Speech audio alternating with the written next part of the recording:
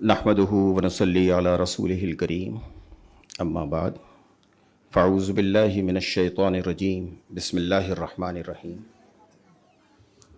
وَأَعِدُّوا لَهُم مَّا اسْتَطَعْتُم مِّن قُوَّةٍ وَمِن رِّبَاطِ الْخَيْلِ تُرْهِبُونَ بِهِ عَدُوَّ اللَّهِ وَعَدُوَّكُمْ وَآخَرِينَ مِن دُونِهِمْ لَا تَعْلَمُونَهُمْ اللَّهُ يَعْلَمُهُمْ قَالَ تَعَالَى الذین ان مکناہم فی الارض اقاموا الصلاة وآتوا الزکاة وامروا بالمعروف ونہوا عن المنکر وللہ عاقبۃ الامور صدق اللہ العظیم۔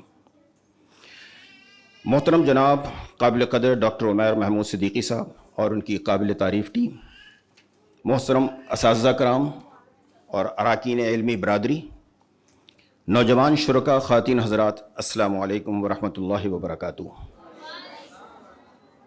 سب سے پہلے میں اپنے جو معروضات ہیں ان کو پیش کرنے سے پہلے تمام پارٹیسپینٹس کو مبارکباد پیش کرنا چاہتا ہوں۔ ماشاءاللہ اس عمر میں، جیسے کرنل کاشف نے بتایا کہ ماشاءاللہ یہ جو ہنر نظر آ رہا ہے، یہ جو پوٹینشیل نظر آ رہا ہے، یہ انشاءاللہ اس ملک کو آگے کی طرف اسی طرح ترقی کی طرح منازل طے کرائے گا۔ سر، میں نہایت ممنون ہوں آپ کا کہ اس انٹلیکچوئل گیدرنگ میں مدعو کرنے کا۔ ابتداً یہ عرض کرنا چاہتا ہوں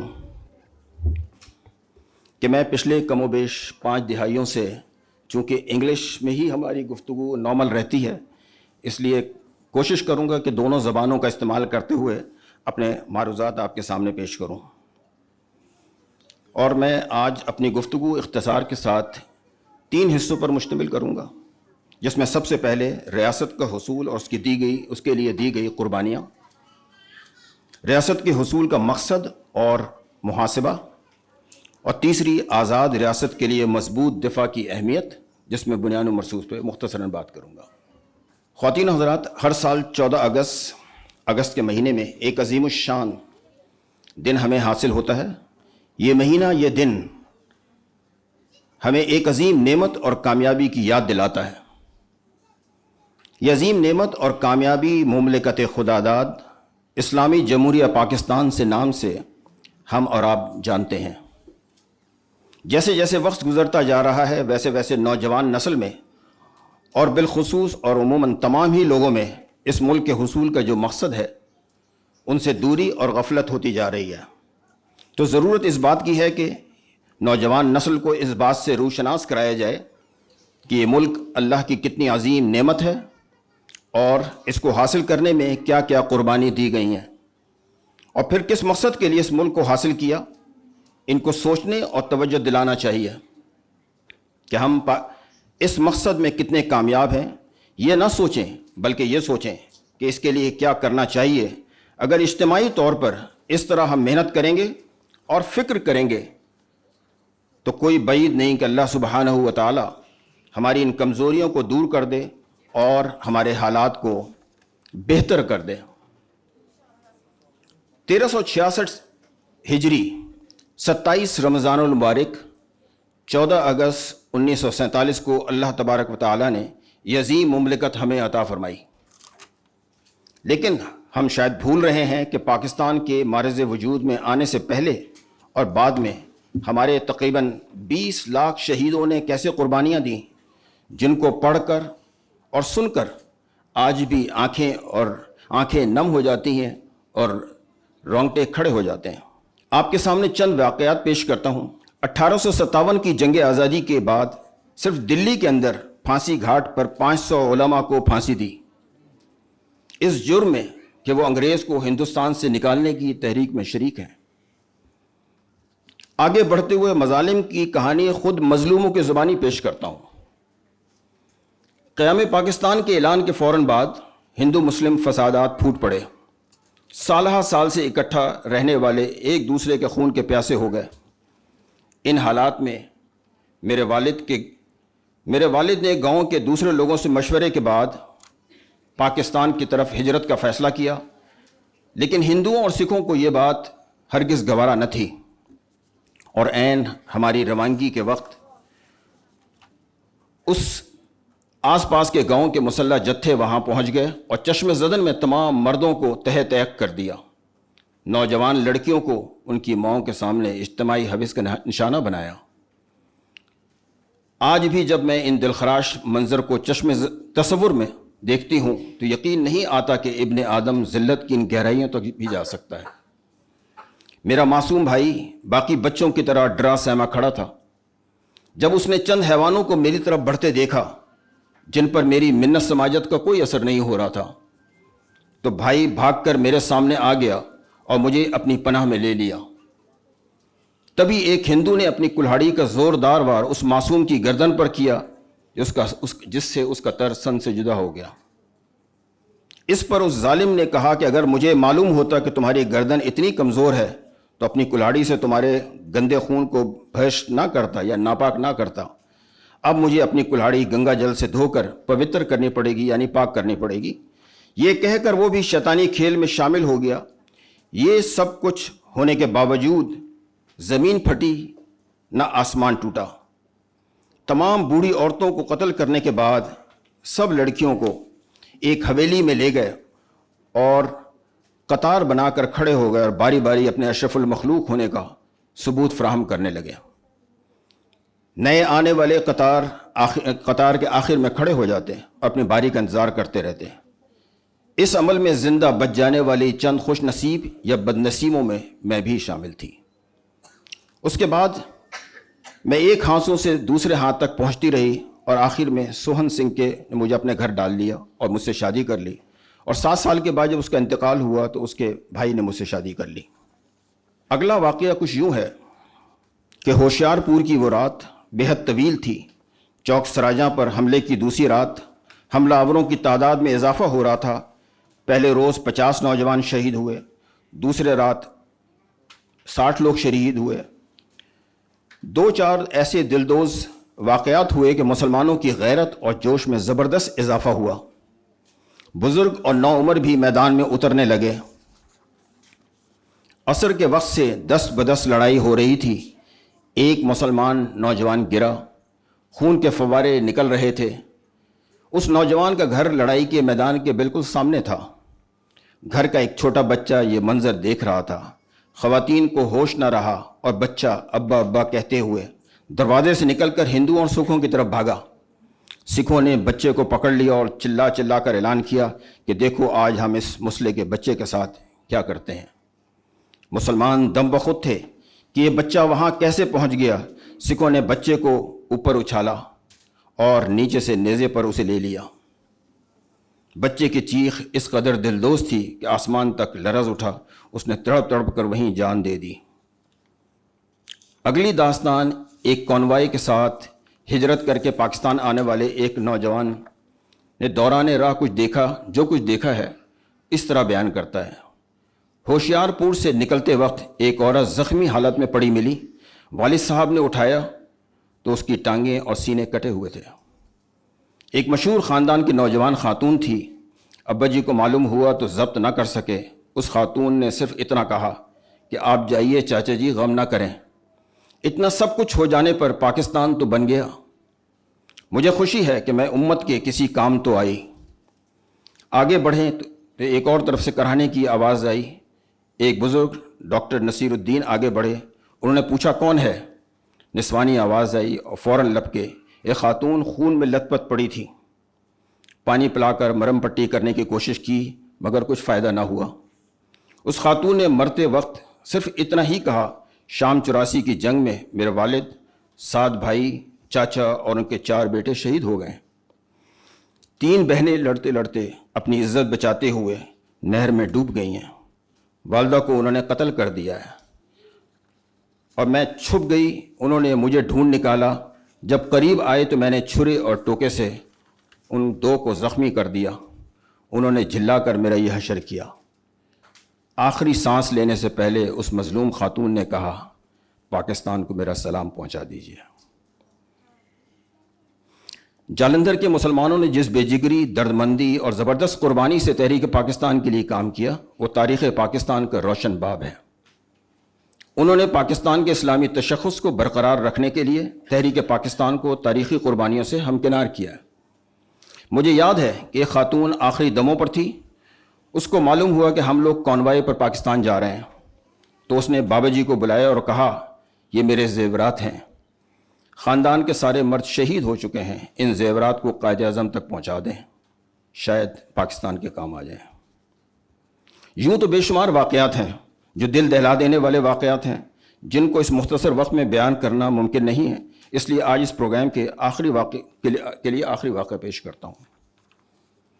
ایک مہاجر ٹرین فیروز پور کی طرف سے قصور آ رہی تھی، گنڈا سنگھ والا اسٹیشن پہنچ کر رکی۔ مجید یزدانی صاحب پلیٹ فارم پر اس کو استقبال کر رہے تھے۔ گاڑی رکی تو انہوں نے دیکھا کہ سب بوگیاں خون سے لت پت بھری اور ڈبوں میں لاشوں کے انبار لگے ہوئے ہیں۔ یہ منظر اس زمانے کا معمول تھا۔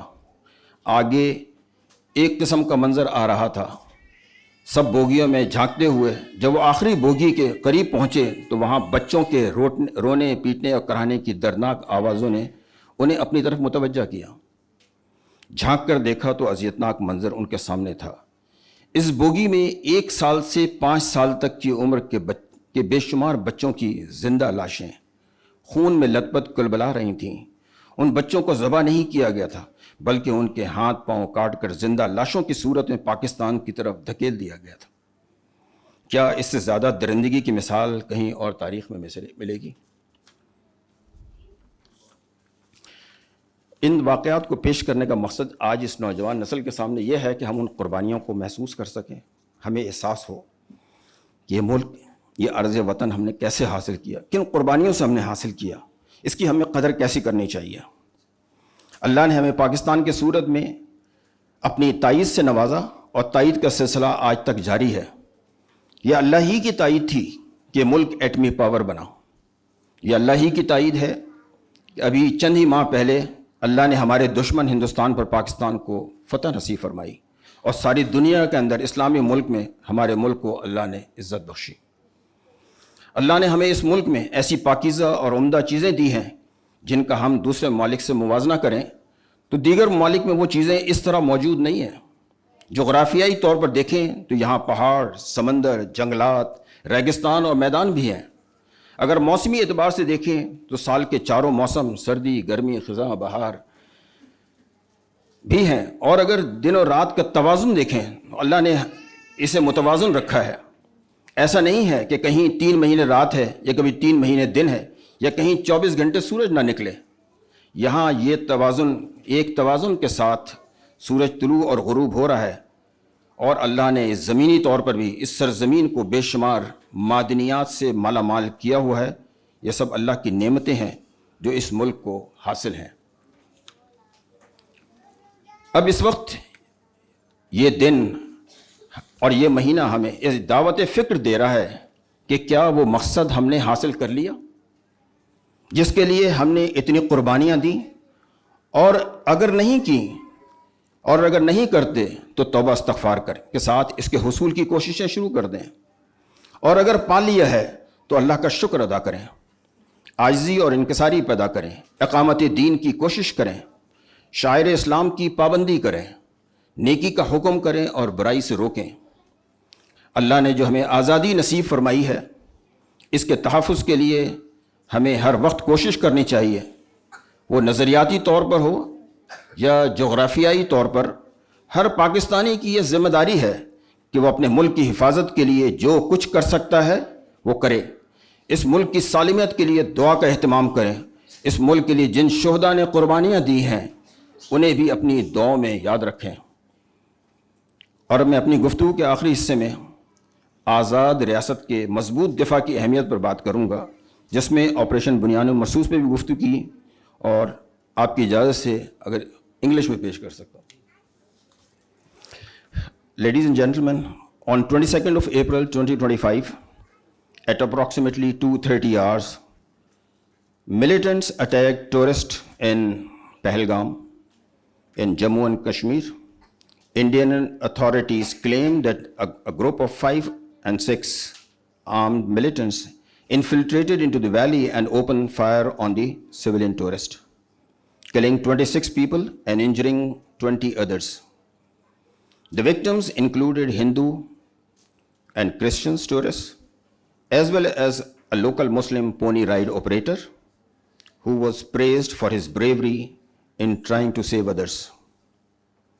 In response, Indian government suspended the Indus Water Treaty and closed the Atari-Wagah border, revoked SAARC visa exemption for Pakistan officials, expelled Pakistani diplomats, and downgraded diplomatic relations.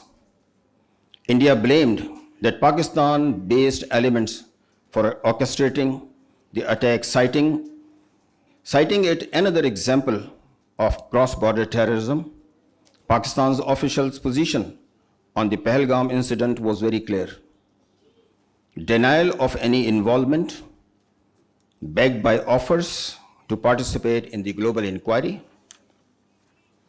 Allegations that attack may have been a false flag operation aimed at defaming Pakistan. A strong disapproval of India's punitive political and diplomatic response. Emphasis was laid on sovereignty, restraint, and preparedness in the face of escalating tension. On the night of 6th May 2025 at approximately 11:30 p.m., India launched a coordinated missiles and artillery strike on Pakistani territory, which continued until 2 a.m. on 7th May 2025. Over 12 missiles were launched by India, including BrahMos missile. Heavy bombardment was carried out simultaneously across multiple sectors in Pakistan. 9 locations were struck, including densely populated civilian areas in Azad Kashmir and parts of Punjab. Pakistan Air Defense System intercepted 4 missiles before they could hit their targets. However, attack resulted into 43 civilians attained shahadat, including men, women, and children. Over 80 civilians were injured and caused extensive destruction to masajids, madrasas, homes, schools, shops, and other civilian infrastructure. Note that the sites hit had no military presence, but deliberately targeting civilians to inflict fear and psychological pressure. Around 80 Indian drones flew over Pakistan airspace between 11:30 p.m. on 6th to 3 a.m. on 7th May 2025, and most of them were intercepted. On 7th May 2025, India announced that it had launched missile and air strike under Operation Sindoor. Around 3:20 a.m. on 10th May 2025, India carried out strikes on Pakistan Air Force bases, including Noor Khan, Murid, Shorkot, and other military installations. Taking inspiration from Quran, Pakistan announced Operation Bunyanum Marsoos. Bismillahir Rahmanir Rahim. Inna Allah yuhibbul lazina yuqatiluna fi sabilihi saffan ka'annahum bunyanum marsoos. बेशक अल्लाह उन लोगों को पसंद फरमाता है जो उसकी राह में इस तरह सफ बस्ता होकर लड़ते हैं कि गोया वो सीसा पिलाई हुई दीवार हो. Now let me put up a scenario of 9th May 2025 night. Adjacent borders of Pakistan and India were completely saturated with high-tech platforms. On both sides, India placed around 70 to 80 fighters, including 37 Rafales, number of Su-30 MKIs, Mirage 2000, MiG-29s, Jaguars, MiG-21s, and so on. Whereas Pakistan had launched around 40 fighters, including J-10Cs, JF-17s, and F-16s. PF made a history once again, achieving 6 aerial kill versus no loss, and a high-tech armed drone between 12:15 to 1:40 a.m. on 10th May 2025. This remarkable success surprised India. Virtually, PF achieved air dominance in the contested theater and made Rafale redundant. Finally, India has to take away Rafale at the rear bases, at least 300 kilometers away from the border. Dozens of Pakistani armed drones flew over major Indian cities, including New Delhi, sensitive areas, exposing Indian vulnerabilities on 9th May 2025. In response to Indian missiles and drone attacks on Pakistan on 10th May 2025, at Fajr time, Pakistan Armed Forces launched a large-scale integrated tri-services operation across air, land, sea, space, and cyber domains, targeting 26 military installations inside India, including 15 air bases allegedly involved in attacks on Pakistani civilians and infrastructure.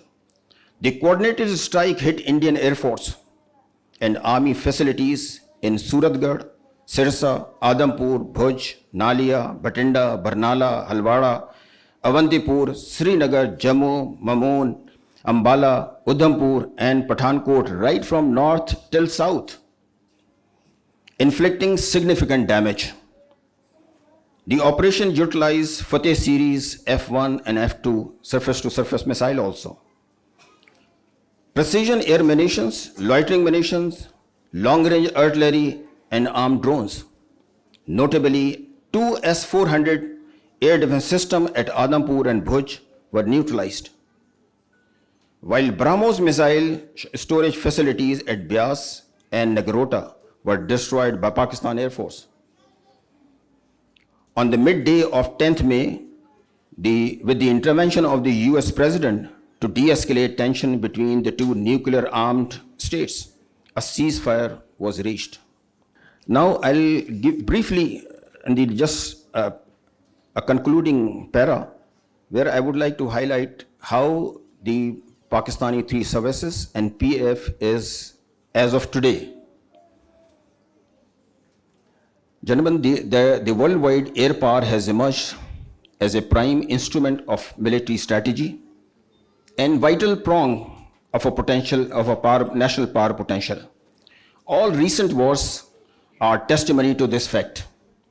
Likewise, in tech-intensive, information-driven age, character of air warfare has drastically changed.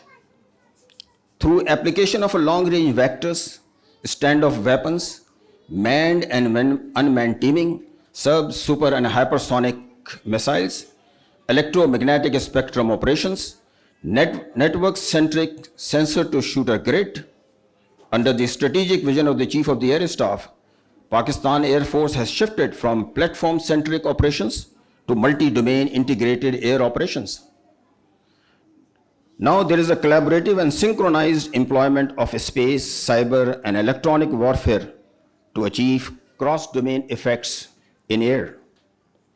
Now we talk about invisible wars, interoperability, and deniability in multi-domain kill chain process. Air Force, being technology intensive, requires perpetual upgrades, self-reliance, and indigenous capability development. So there has been a number of doctrinal focus of the PF leadership in the shape of NASTAB, that is National Aerospace Science and Technology Park, which centers around Helix model, where academia, research and development, and industry are there within the aviation city.